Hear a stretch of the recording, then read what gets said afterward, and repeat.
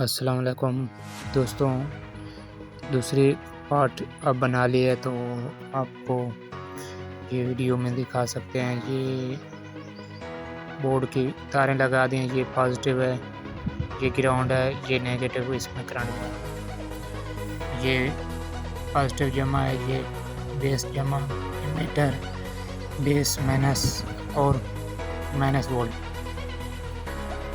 इसमें बहुत ही heavy quality का ये स्पीकर की माइनस है, ये जमा है, रेड वाली तार।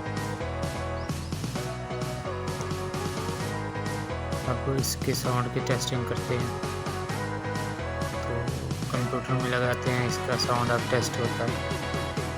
तो ये अभी स्पीकर को देख भी रहे होंगे,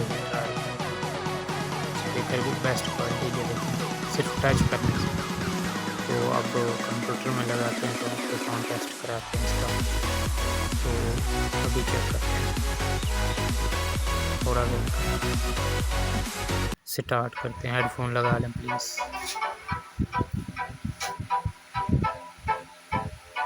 स्पीकर